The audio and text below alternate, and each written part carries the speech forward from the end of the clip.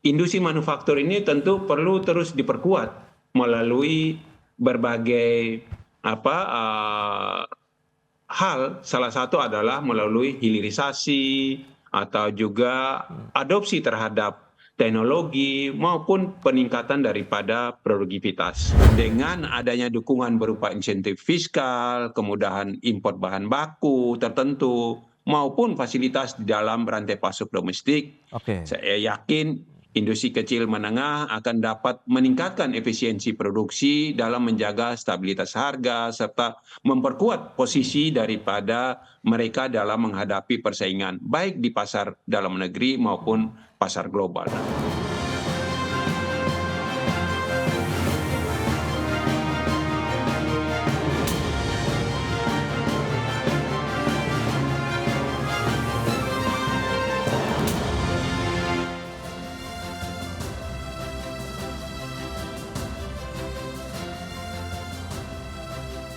Ya, halo pemirsa, apa kabar Anda hari ini? Langsung dari studio IDX Channel Jakarta, saya Prasetyo Wibowo kembali menyapa Anda dalam program Market Review yang akan mengupas isu-isu yang menjadi penggerak ekonomi di tanah air. Live streaming kami bisa Anda saksikan juga di idxchannel.com dan langsung saja kita mulai Market Review selengkapnya.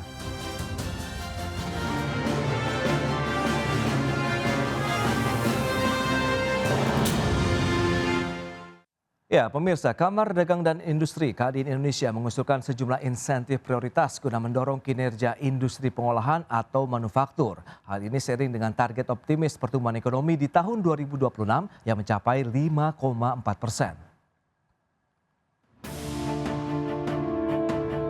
Pemerintahan Presiden Prabowo Subianto mematok target optimis pertumbuhan ekonomi Indonesia di tahun 2026 sebesar 5,4%. Kamar Dagang dan Industri atau Kadin Indonesia pun merekomendasikan sejumlah kebijakan insentif yang bisa disalurkan pemerintah guna mendorong kinerja industri pengolahan atau manufaktur nasional. Hal ini terkait dengan kontribusi industri manufaktur sebagai motor penggerak roda perekonomian Indonesia. Sementara itu, Menteri Keuangan Sri Mulyani Indrawati usai penyampaian RAPBN dan Nota Keuangan tahun 2026 menyatakan dana APBN tahun depan yang disiapkan untuk pembangunan desa, koperasi, dan UMKM mencapai 181,8 triliun rupiah. Anggaran tersebut terdiri dari kredit usaha rakyat, subsidi bunga, dana desa, penempatan dana di Himbara untuk KDMP, Kementerian Lembaga, dan kredit ultramikro. Kalau untuk KUR, kredit usaha rakyat, Pak Menko Perekonomian dengan program-program yang menggunakan kredit usaha rakyat, itu total kredit satu tahunnya, tahun depan mencapai 320 triliun. Subsidi bunganya akan mencapai 36,5 triliun rupiah. Dana desa ada 60,6 triliun yang dipakai juga untuk pembangunan desa dan sebagai penumpang untuk pembangunan koperasi merah putih desa. Sementara itu, pemerintah di sepanjang semester 1 tahun 2025 ini telah menggelontorkan sejumlah paket stimulus ekonomi yang telah mencapai 61 triliun rupiah dan terbukti berhasil mendorong laju pertumbuhan ekonomi hingga menyentuh 5,12% di kuartal 2 2025. Berbagai sumber, IDX Channel. Ya, pemirsa, untuk membahas tema kita kali ini, peran industri kecil dan menengah topang ekonomi nasional, kita sudah tersambung melalui Zoom bersama dengan Bapak Saleh Husin. Beliau adalah Wakil Ketua Umum Kadin bidang perindustrian dan beliau juga sempat menjabat Menteri Perindustrian Republik Indonesia periode 2014-2016. Langsung saja kita sapa ini. Halo Pak Saleh, apa kabar Pak? Baik, Mas Prasetyo, apa kabar? Kabar baik juga, terima kasih atas waktu yang disempatkan ini Pak Saleh. Tapi bicara mengenai industri pengolahan ataupun manufaktur ya, kita tahu juga ini menjadi salah satu penopang begitu ya, roda ataupun geliat aktivitas perekonomian nasional. Tapi sebelum membahas lebih jauh, review dari Kadin terlebih dahulu. Bagaimana terkait dengan angka pertumbuhan ekonomi kita di kuartal 2 2025 yang tumbuh 5,12% secara tahunan, kemudian 4,99% secara kumulatif ini Pak Saleh. Silakan. Ya, artinya tentu kita berpositif thinking saja. Dan tentu kan pemerintah sudah mengumumkan bahwa pertumbuhan ekonomi itu di 5,12%. Tentu ini merupakan sinyal positif, berarti geliat daripada ekonomi, aktivitas ekonomi itu termasuk industri domestik mulai menguat atau meningkat. Nah, tentu ini penting untuk kita menjaga momentum ini. Kita perlu menjaga momentum ini agar kita terus mendorong agar peningkatan konsumsi rumah tangga itu terus meningkat. Ini yang tentu harus didorong agar di samping itu juga adalah tentu kita dengan memperkuat daya saing industri dengan memastikan bahwa iklim daripada investasi yang kondusif agar agar pertumbuhan ini dapat lebih meningkat dan berkelanjutan ke depannya. Nah, tentu hal-hal seperti inilah yang tentu harus kita jaga agar hal ini bisa bergerak ekonomi, terutama pertumbuhan ekonomi di tingkat daerah dengan meningkatkan daya saing. Baik, Nah, Pak Saleh. hal-hal ini.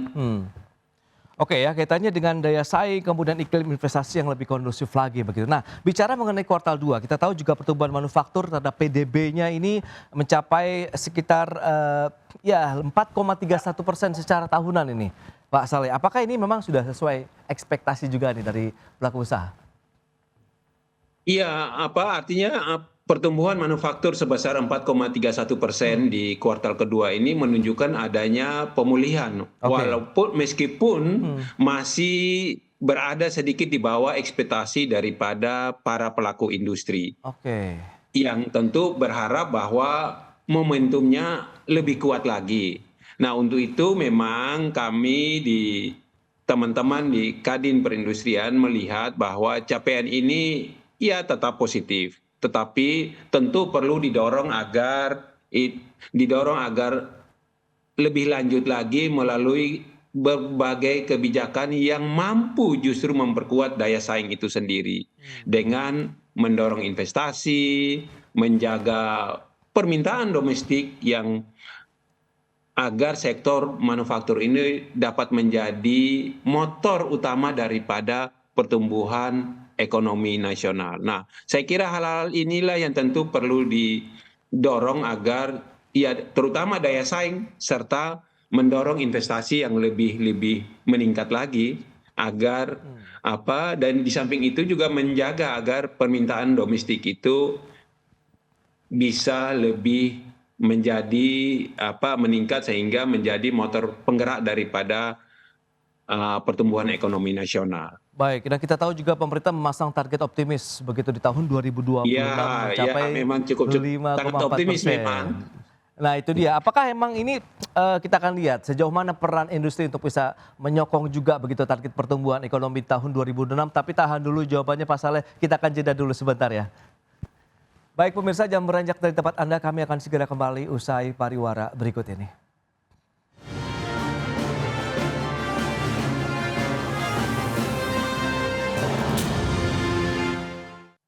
Baik pemirsa, terima kasih Anda masih bergabung bersama kami dalam Market Review. Dan berikut ini kami sampaikan data untuk Anda, kita akan cermati bersama bagaimana dengan strategi prioritas dari kebijakan pemerintah. Ini dia, selengkapnya bisa Anda saksikan di layar televisi Anda.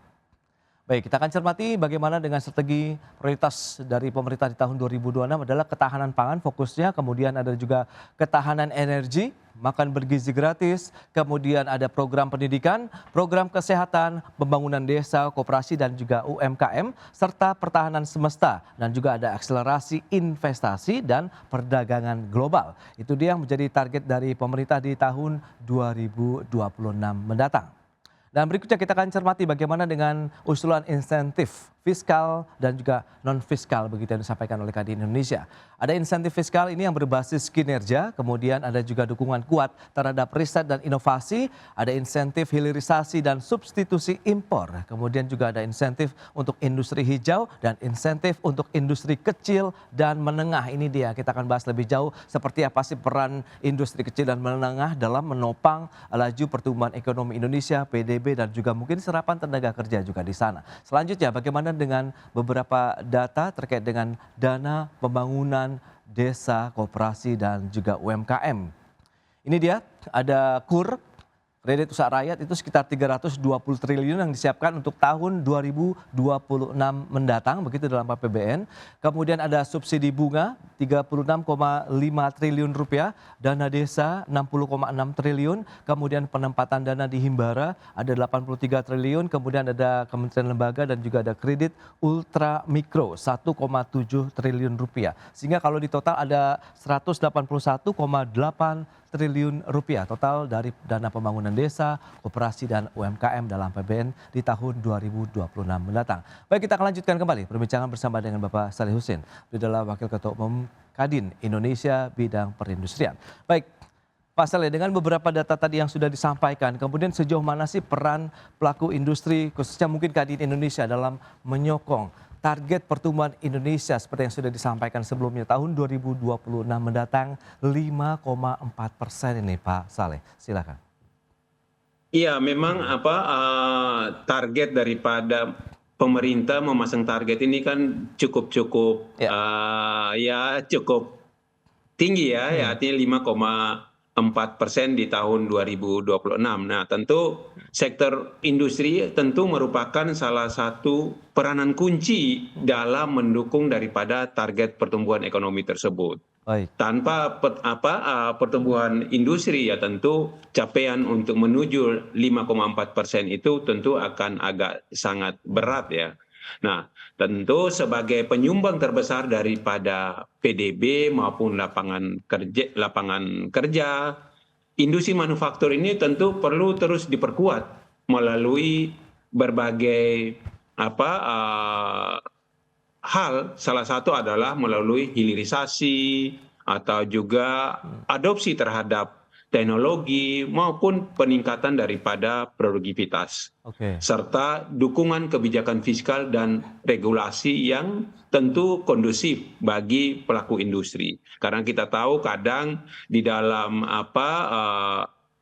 kebijakan fiskal maupun regulasi tentu kadang implementasi di lapangannya kadang ya agak sulit. Nah, tentu ini yang tentu perlu hal-hal yang lebih kondusif.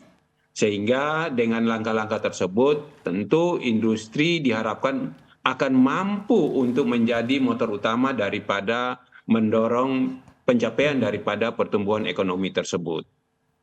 Baik Pak Saleh, tadi juga sudah disampaikan data terkait dengan usulan Kadin untuk memberikan insentif ya fiskal non fiskal begitu. Iya. Kalau kita bicara mengenai untuk bisa mendorong lebih jauh lagi begitu sektor manufaktur ataupun industri pengolahan di dalam negeri. Bagaimana Anda melihatnya supaya mungkin nanti apakah bisa lebih tepat sasaran, lebih tepat manfaat atau bagaimana nih Pak?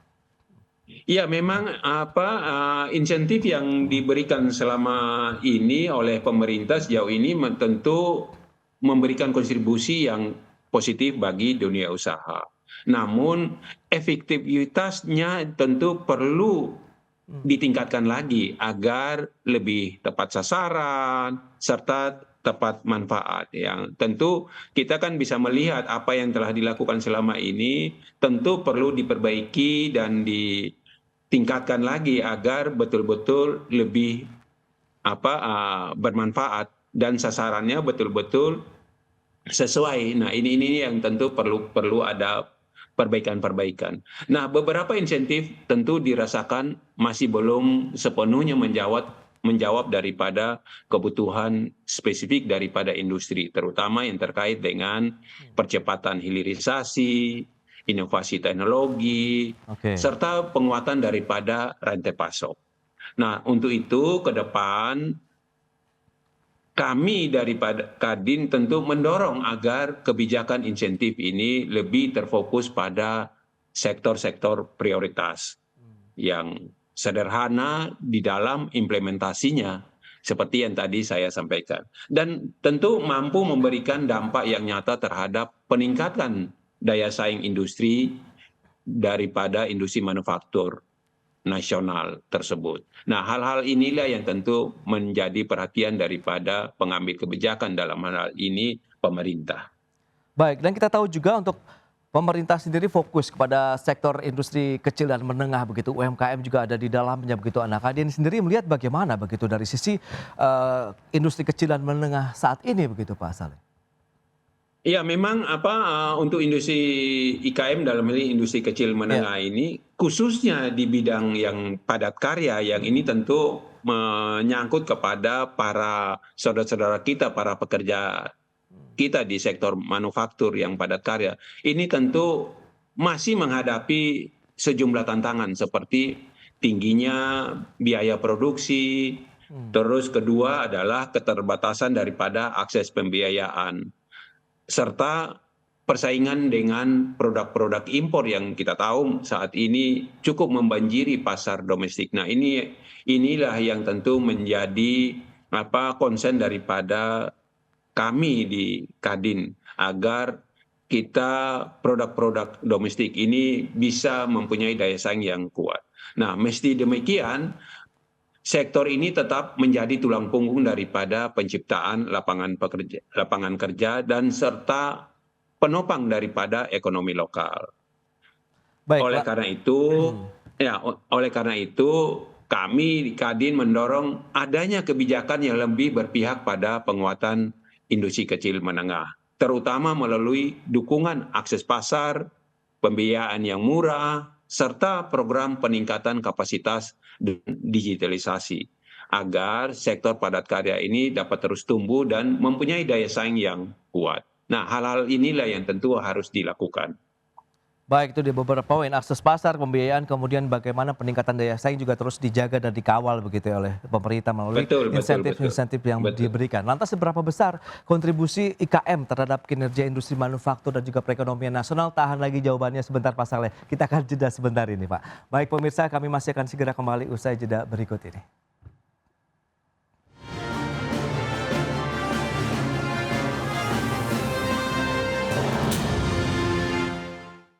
Baik pemirsa, kita lanjutkan kembali perbincangan bersama dengan Bapak Saleh Husin, Wakil Ketua Umum Kadin Bidang Perindustrian. Baik Pak Saleh, nah kalau kita bicara mengenai kontribusi industri kecil dan menengah begitu dalam sektor manufaktur, kemudian bagaimana dengan perekonomian nasional, ini di posisi yang mana Pak? Ya, saya kira industri kecil dan menengah ini memiliki kontribusi yang tentu sangat signifikan terhadap perekonomian nasional. Sebagaimana kita ketahui bahwa saat ini industri kecil menengah menyumbang lebih dari 60% terhadap PDB nasional, Oke, serta juga menjadi daripada penyerap tenaga kerja yang paling terbesar, terutama di sektor manufaktur padat karya itu sendiri.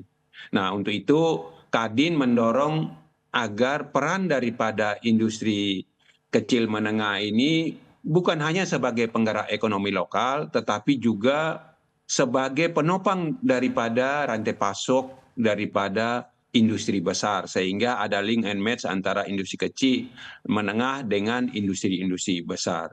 Nah, dengan penguatan kapasitas akses pasar dan dukungan teknologi serta kontribusi daripada industri kecil menengah ini, kami sangat yakin akan semakin besar dalam mendorong kinerja daripada industri manufaktur dan pertumbuhan ekonomi nasional secara berkelanjutan. Saya kira inilah yang tentu terus harus didorong agar betul-betul dalam hal ini peran daripada pemerintah agar link and match daripada industri kecil menengah dengan industri besar ini terus terjalin sehingga bisa terus mendorong selain menciptakan lapangan pekerjaan dan juga mendorong daripada pertumbuhan ekonomi yang ingin dicapai oleh pemerintah. baik. Apakah juga industri kecil dan menengah ini juga ya kita tahu insentif apa yang paling dibutuhkan begitu? Apakah bahan baku juga mengingatkan ada juga IKM yang membutuhkan bahan baku juga harus didatangkan dari luar negeri begitu nih Pak Saleh? Iya, saya kira ini sangat penting bagi industri kecil menengah untuk mendapatkan insentif yang lebih terarah, terutama terkait dengan akses bahan baku. Karena kita tahu ya bahan baku ya kadang industri kecil menengah ini ya kadang sulit mendapatkannya karena keterbatasan daripada akses tersebut. Nah, Oke. selama ini biaya dan keterbatasan daripada pasokan bahan baku sering menjadi hambatan utama yang menekan daya saing daripada industri kecil menengah itu sendiri. Dengan adanya dukungan berupa insentif fiskal, kemudahan impor bahan baku tertentu, maupun fasilitas di dalam rantai pasok domestik, Oke. saya yakin industri kecil menengah akan dapat meningkatkan efisiensi produksi dalam menjaga stabilitas harga serta memperkuat posisi daripada mereka dalam menghadapi persaingan baik di pasar dalam negeri maupun pasar global. Nah, inilah yang tentu harus dijaga. Oke, nah dengan demikian berarti perlu ada bauran kebijakan ataupun insentif dari sisi fiskal maupun non fiskal begitu Pak Saleh? Ya, tentu perlu adanya bauran daripada insentif fiskal maupun non fiskal agar lebih efektif lagi di dalam mendorong daya saing daripada industri itu sendiri. Nah, dari sisi fiskal, insentif berupa keringanan pajak, Oke. tax holiday, serta subsidi bunga pembiayaan, ini tentu masih sangat relevan untuk menarik investasi dan menjaga likuiditas daripada pelaku usaha.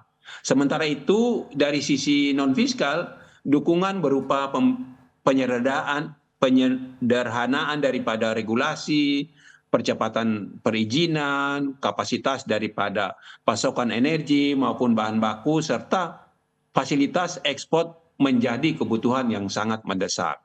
Nah, kombinasi insentif fiskal maupun non-fiskal ini tentu sangat diyakini akan memberikan dampak yang lebih optimal bagi penguatan daripada sektor industri manufaktur nasional. Oke, Saya kira inilah yang tentu menjadi perhatian. ya, Pak Saleh, lantas seberapa optimis Anda bisa yakin begitu bahwa memang peran industri kecil dan menengah ini juga cukup besar kontribusinya dalam penciptaan lapangan kerja, kemudian serapan tenaga kerja juga di Indonesia? Ya, saya kira industri kecil menengah ini memiliki peran yang sangat vital di dalam penciptaan lapangan pekerjaan di tanah air. Nah, saat ini IKM merupakan bagian daripada UMKM yang mampu justru menyerap lebih dari 97% tenaga kerja nasional Oke. dengan didominasi daripada di sektor padat karya itu sendiri seperti misalnya tekstil, makanan minuman, maupun kerajinan. Nah, hal inilah yang akan menjadikan industri kecil menengah sebagai tulang punggung daripada penyediaan lapangan pekerjaan. Sekaligus juga menjadi motor daripada pemerataan ekonomi di berbagai daerah. Karena kita tahu bahwa IKM ini kan tersebar di berbagai daerah di seluruh pelosok tanah air. Dengan dukungan daripada kebijakan yang tepat, peran IKM ini akan justru menciptakan lapangan kerja yang berkualitas dan semakin kuat. Dan tentu berkontribusi yang sangat signifikan bagi stabilitas sosial ekonomi nasional. Baik Pak Saleh, terakhir tantangan terkait dengan industri manufaktur nasional terhadap kondisi geopolitik, geoekonomi saat ini di global seperti apa nih Pak? Ya, saya kira industri nasional ini tengah menghadapi tantangan besar akibat daripada dinamika geopolitik maupun geoekonomi global. Nah, mulai dari disrupsi rantai pasok hingga meningkatnya proteksionisme daripada masing-masing negara yang kita tahu bahwa saat ini hampir semua negara melakukan mendahulukan kepentingan daripada industri dalam negerinya. Namun kondisi ini tentu sekaligus juga membuka peluang bagi Indonesia untuk memperkuat hilirisasi maupun juga diversifikasi pasar dan yang berikut adalah menarik relokasi industri global. Agar peluang tersebut optimal, tentu diperlukan sinergi yang erat antara pemerintah dan dunia usaha di dalam meningkatkan menghadirkan regulasi yang tentu yang adaptif, dukungan insentif, serta penguatan daripada inovasi dan efisiensi di tingkat industri sendiri. Nah, hal-hal inilah yang tentu perlu dilakukan agar industri dalam negeri kita mempunyai daya saing yang kuat dan juga mampu menembus pasar-pasar global. Oke, itu dia. Di tengah kondisi saat ini tekanan domestik maupun juga dari luar negeri, tapi justru ada peluang yang harus dimanfaatkan lebih jauh lagi begitu ya, Pak Saleh, sehingga bisa mendorong lagi bagaimana kinerja industri manufaktur Indonesia juga semakin membaik, kemudian bisa menopang juga target pertumbuhan ekonomi Indonesia 5,4% di tahun 2026 Ya, mendatang. tentu dengan dukungan daripada pemerintah, tanpa keberpihakan daripada pemerintah ya tentu Ya. akan sangat sulit. Dan terutama mungkin saya perlu tambahkan juga ya tentu kadang-kadang sudah dukungan daripada pemerintah membuat kebijakan, tetapi di dalam pelaksanaannya kadang ya tidak sebagaimana mestinya. Salah satu contoh adalah misalnya tentang ketersediaan daripada gas untuk industri yang kita tahu bahwa pemerintah sudah menetapkan HGBT untuk gas Ya. untuk industri, tapi di dalam pelaksanaannya ya industri sangat kesulitan mendapatkan pasokan Baik. supply daripada gas itu sendiri yang notabene merupakan supply daripada pemerintah itu sendiri. Yang Baik. tentu ini justru menurunkan daya saing daripada industri di dalam negeri. Ya saya kira hal-hal inilah yang tentu harus diperbaiki oleh pemerintah. Tentu kan pemerintah juga harus Baik. melakukan evaluasi terhadap kebijakan yang dikeluarkan, apakah sudah betul-betul berjalan sebagaimana mestinya atau ada hambatan-hambatan yang justru mempersulit pertumbuhan ekonomi yang ingin dicapai oleh Bapak Presiden tersebut. Baik, Pak Saleh, sayang sekali waktu terbatas ini. Terima kasih banyak atas informasi, update dan juga insight yang sudah disampaikan kepada pemirsa IDX Channel pada hari ini. Selamat melanjutkan aktivitas Anda kembali. Salam sehat. Sampai berjumpa kembali, Pak Saleh. Salam Terima sehat, kasih. baik. Terima Ya. kasih, Mas Pras.